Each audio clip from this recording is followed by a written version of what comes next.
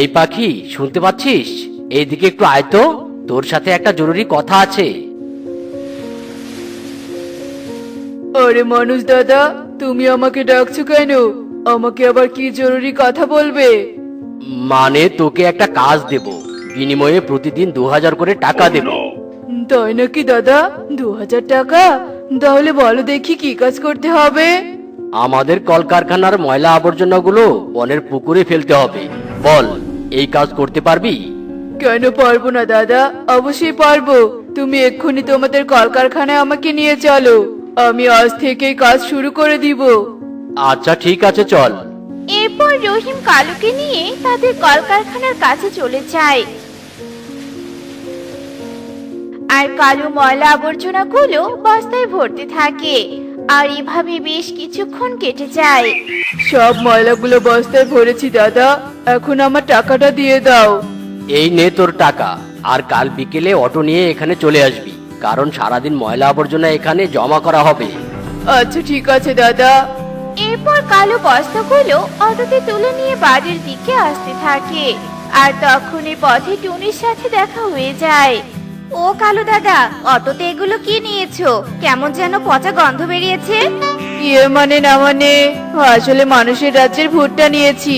বৃষ্টিতে ভুট্টার গাছ পানিতে ডুবে গেছিল তো, তাই এমন পচা গন্ধ বেরিয়েছে। ও আচ্ছা আচ্ছা, ঠিক আছে কালু দাদা, আমি তাহলে চলি। এই টুনি তো দেখছি পুকুরে পানি আনতে যাচ্ছে। আর টুনির সামনে তো পুকুরের ময়লা আবর্জনাগুলো ফেলাই যাবে না। আমি বরং ময়লাগুলো বাড়িতে নিয়ে যাই, আর সন্ধ্যা হলেই চুপি চুপি পুকুরে নিয়ে গিয়ে ফেলে দিয়ে আসবো, তাহলে আর কেউ দেখবে না। হা হা হা হা হা। এসব বলতে বলতেই কালু অটো নিয়ে বাড়িতে চলে আসে। আর বাড়িতে গিয়ে কাকুলিকে সব কথা খুলে বলে। টুনির সামনে ময়লা আবর্জনা পুকুরে না ফেলে ভালোই করেছো কালু। টুনি যে চালাক, একবার যদি দেখে ফেলে তাহলে যে বনের সবাইকে বলে দিবে, আর তখন সবাই তোমার কাজটাই বন্ধ করে দিবে। হ্যাঁ কাকুলি, তুমি একদম ঠিক বলেছো। এখন আমাকে খাবার খেতে দাও তো, ক্ষুধার জ্বালায় পেটটা যে চোচো করছে। এরপর কালু কাকুলি ঘরে চলে যায়। আর এইভাবে সারা দিন কেটে সন্ধ্যা নেমে আসে। আর সন্ধ্যা হতে কালু চুপি চুপি পুকুরে গিয়ে ময়লা আবর্জনাগুলো ফেলে দেয়। এবং এভাবে সেই রাত কেটে যায়। লা লা লা লা লা, লা লা লা লা লা। টুকি, তাড়াতাড়ি গোসল কর, আজ আমরা তো নানু বাড়িতে বেড়াতে যাব। সত্যি বলছো মা? নানু বাড়িতে যাবে? কি মজা কি মজা। তাহলে কিছু কাপড় আমাকে দাও মা, আমি তাড়াতাড়ি ধুয়ে দিচ্ছি। আচ্ছা ঠিক আছে, ভালো পানি দিয়ে ধুয়ে দিবি কিন্তু। আর এইভাবে বেশ কিছুক্ষণ কেটে যায়। কিছুক্ষণ পর তারা গোসল শেষ করে বাড়িতে চলে আসে। মা মা, আমার শরীরটা খুব চুলকাচ্ছে, মনে হচ্ছে আমাকে কোনো পোকা কামড় দিচ্ছে। কি বলছিস এসব? আচ্ছা এদিকে আয় তো দেখি, কোথায় পোকা? এ কি রে মা, তোর শরীরে তো ঘা হয়ে গেছে, কিন্তু শরীরে তো কোনো পোকাই দেখলাম না। চল তো এক্ষুনি তোকে হাসপাতালে নিয়ে যাই। এখন ডাক্তার না দেখালে যে ঘাগুলো আরো বেড়ে যাবে। হ্যাঁ মা চলো। এখন তো দেখছি আমার শরীরও চুলকাচ্ছে, কিছু যে বুঝতে পারছি না হঠাৎ আমাদের শরীরে এমন ঘা হচ্ছে কেন। এসব বলতে বলতে টুকি আর টুনি হাসপাতালে চলে যায়। ডাক্তার সাহেব, আমাদের মামির শরীরে এক ধরনের ঘা হয়েছে, আপনি ভালো করে দেখে ওষুধ দিন, যেন তাড়াতাড়ি সুস্থ হতে পারি। সব সময় চুলকাতে যে একদম ভালো লাগে না। আচ্ছা ঠিক আছে, তোমরা বসো, আমি এক্ষুনি দেখছি। কাকুলি, বাড়ির কাছের পুকুরে পানি আনতে যাচ্ছ নাকি? ওই পুকুরের ময়লা পানি কিন্তু খাওয়া যাবে না, তাই বলি তুমি অটোতে উঠে বসো, আমি তোমাকে দূরের নদীতে নিয়ে যাচ্ছি। এখন থেকে নদীতে গিয়ে গোসল করে পানি নিয়ে আসতে হবে। হ্যাঁ কালু, আমি তো ময়লা ফেলানোর কথা ভুলে গিয়েছিলাম। দরকার হলে তো দূরের নদীতে যাব, তবুও তোমার কাজটা ছেড়ে দিতে দিব না। এই কাজ ছেড়ে দিলে 2000 টাকা ইনকাম যে কমে যাবে। কনককে সাথে নিয়ে যাই। আর শোনো, ময়লা ফেলার কথা যেন আমাদের কনক না জানে, কারণ কনক অনেক ছোট, তাই ওর বন্ধুদের সব বলে দিতে পারে। হ্যাঁ কালু, তুমি একদম ঠিক বলেছো। বাবা কনক, কনক, চল আমরা আজ নদীতে গোসল করতে যাব। সত্যি বলছো মা, নদীতে গোসল করতে যাবে? কি মজা, কি মজা, আমি নদীতে গোসল করতে যাব। এরপর কালু কাকলি ও কনককে অটোতে করে নিয়ে দূরে নদীতে যাওয়ার জন্য বেরিয়ে পড়ে। তোমরা ময়লা পানিতে গোসল করেছো নাকি? সাধারণত ময়লা পানিতে গোসল করলে এই ঘাগুলো হয়ে থাকে। কিন্তু ডাক্তার বাবু, আমরা তো আমাদের বনের পুকুরে অনেকদিন থেকেই গোসল করি, আবার সেই পানিগুলো পানও করি, কখনো তো এমন ঘা হয়নি। অনেক দিন হলো পানি জমা হয়ে আছে, আর সেই পানি সবাই ব্যবহার করে, এজন্য পানিগুলো হয়তো নোংরা হয়ে গেছে। তাই তোমরা পরিষ্কার ভালো কোনো পুকুরের পানি ব্যবহার করো, কেমন? আর আমি কিছু ঔষধ দিচ্ছি, সেগুলো খেলে এই ঘাগুলো ভালো হয়ে যাবে। আচ্ছা ঠিক আছে ডাক্তার বাবু। এরপর টনি আর টুকি ঔষধ নিয়ে বাড়ির দিকে আসতে থাকে। আর কিছু দূর আসতেই কালু ও কাকুলির সাথে দেখা হয়ে যায়। কালু দাদা, তোমরা সবাই কোথায় যাচ্ছ? আমরা দূরে নদীতে গোসল করতে যাচ্ছি টনি মাসি। বাবা কনক, তুই চুপ কর, আমি বলছি। আসলে কনক খুব জেদ ধরেছে, ও নাকি নদীতে গোসল করবে, তাই ওকে নিয়ে নদীতে যাচ্ছি রে টনি। ভালো করেছো, এখন থেকে নদীতেই গোসল করতে যেও, ওই পুকুরের পানি যেন আবার ব্যবহার করো না। কেন রে টুনি, কি হয়েছে? এরপর টনি কালু ও কাকুলিকে সব কথা খুলে বলে। ওহো রে, তাই নাকি রে টুনি?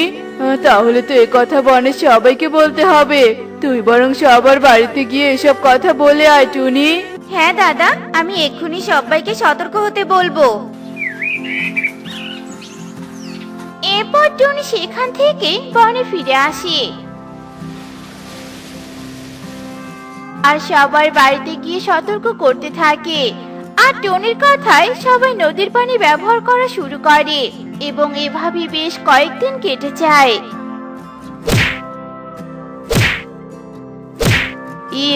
আমি জিতেছি, জিতেছি। উফ বাবা, খেলা করতে করতে তো আমার বড্ড পানি পিপাসা পেয়েছে।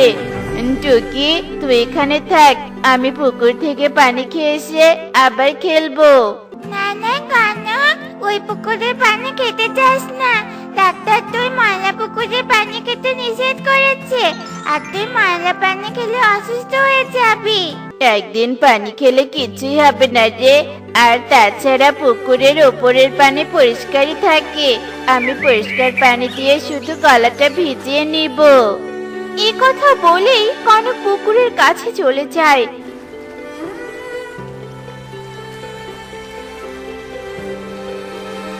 আর পুকুর থেকে পানি খেয়ে টুকির কাছে ফিরে আসে। টুকি, আমার পেটটা ব্যথা করছে রে, আজ আমি আর খেলবো না। ও আমার পেটটা যে চলে যাচ্ছে।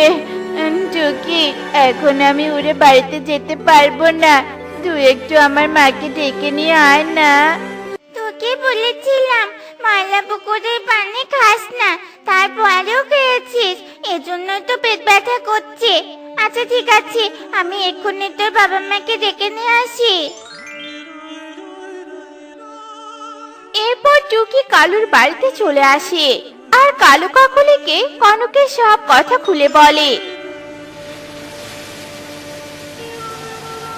আর কনকের কাছে নিয়ে আসে। বাবা, তুই কেন ময়লা পুকুরের পানি খেতে গিয়েছিলি বলতে শুনি? এখন এসব কথা না বলে তাড়াতাড়ি কনককে নিয়ে হাসপাতালে চলো, নয়তো বড় কোনো সমস্যা হতে পারে।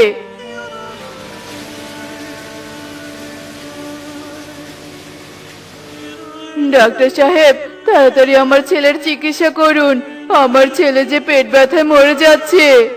আচ্ছা ঠিক আছে, আমি দেখছি পেটের ভিতরে কি সমস্যা হয়েছে।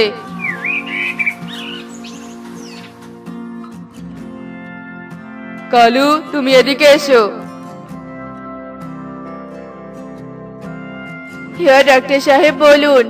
তোমার ছেলে ময়লা পানি খাওয়ার জন্য পেটের ভেতরে ফুড পয়জনিং হয়েছে। এখানে সব ঔষধ লিখে দিয়েছি, তাড়াতাড়ি এই ঔষধগুলো নিয়ে এসো। আচ্ছা ঠিক আছে ডাক্তার বাবু।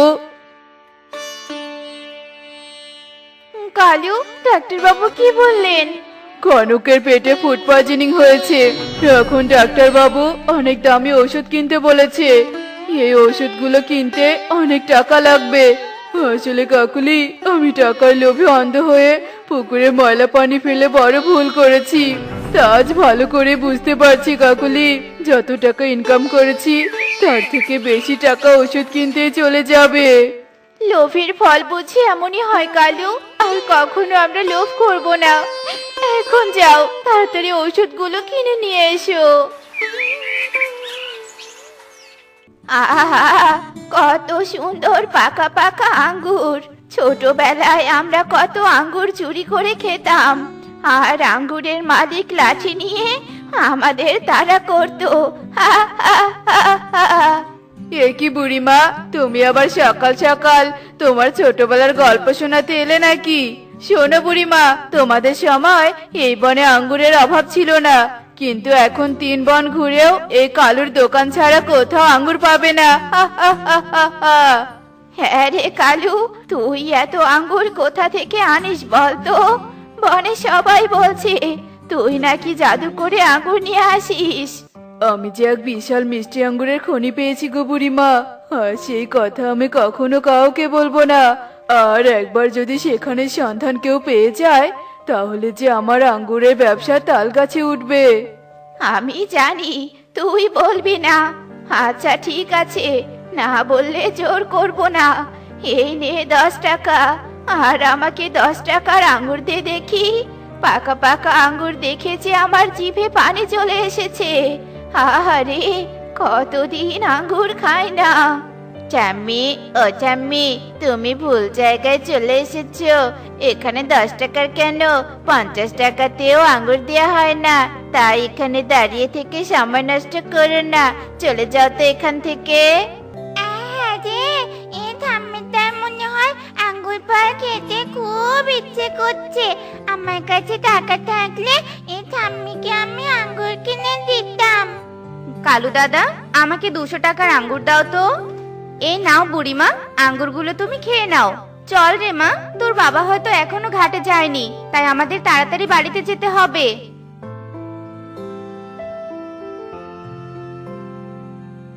মা মা, তুমি আঙ্গুরগুলো কিনে ঠাম্মিকে কেন দিলে বলো তো? কারণ ওই বুড়িমার আঙ্গুর কেনার মতো সাধ্য ছিল না, আর বুড়িমা আমাদের থেকেও খুব অসহায়। আর আমাদের সবার অসহায়দের সাহায্য করা উচিত, আর অসহায়দের সাহায্য করলে সৃষ্টিকর্তা অনেক খুশি হয় রে মা। টুকি ও টনি গল্প করতে করতে বাড়িতে চলে যায়, আর বাড়িতে গিয়ে টোনাকে ঘুমিয়ে থাকতে দেখতে পায়। যা ভেবেছিলাম তাই, দেখেছিস রে মা, তোর বাবা এখনো ঘুমিয়েই আছে। ওদিকে নদীর ঘাটে হাজারো যাত্রীর ভিড় জমে গেছে। টোনা, টোনা, টোনা। কি হলো টুনি, এত সকাল সকাল ডাকছো কেন? আর একটু ঘুমাতে দাও তো। বাবা, ও বাবা, তাড়াতাড়ি উঠো, ঘাটে যাবে না নাকি? অনেক বেলা হয়ে গেছে তো, উঠো বাবা, উঠো। দূর, কবে যে একটু শান্তিতে ঘুমাতে পারবো। দাও দাও, আমার খাবারটা বেঁধে দাও দেখি। টুনু, এই টুনু, ঘাটে নৌকা বেঁধে এখনো বাড়িতে বসে আছিস কেন? তোর জন্য আমার ওপারে যাওয়া দেরি হয়ে গেল। কাজ যখন করবি না, তাহলে মাঝে হয়েছিস কেন? রাগ করো না কবুতর দাদা, আমি আর কখনো দেরি করব না। এবারের মতো আমাকে মাফ করে দাও। তোমরাই তো আমার সংসার চালানোর এক একটা মাধ্যম। তুমি যাও, আমি এক্ষুনি নদীর ঘাটে যাচ্ছি। এরপর কবুতর টোনার বাড়ি থেকে চলে যায়, আর কিছুক্ষণ পর টোনাও খাবারের বাটি নিয়ে নদীর ঘাটে চলে যায়, আর ঘাটে থাকা পাখিদেরকে নদীর ওপারে পার করে দেয়। আর এভাবে দেখতে দেখতে সন্ধ্যা হয়ে যায়। এদিকে টোনাও নৌকাতে ঘুমিয়ে যায়, আর নৌকা ভাসতে ভাসতে টোনাকে অনেক দূরের এক অজানা বনে নিয়ে যায়। এ কি, সন্ধ্যা হয়ে গেল, তবু তোর বাবা বাড়িতে ফিরলো না কেন? মারে, তোর বাবার কোনো বিপদ হলো না তো? শোন রে মা, তুই বাড়িতে থাক, আমি বরং একবার নদীর ঘাটে গিয়ে খুঁজে আসি। এরপর টনি টোনাকে খুঁজতে নদীর ঘাটে চলে যায়, কিন্তু সেখানে গিয়ে টোনাকে খুঁজে পায় না। তাই সে নিরুপায় হয়ে বাড়ি ফিরে আসে। আর এভাবে দেখতে দেখতে রাত কেটে সকাল হয়ে যায়।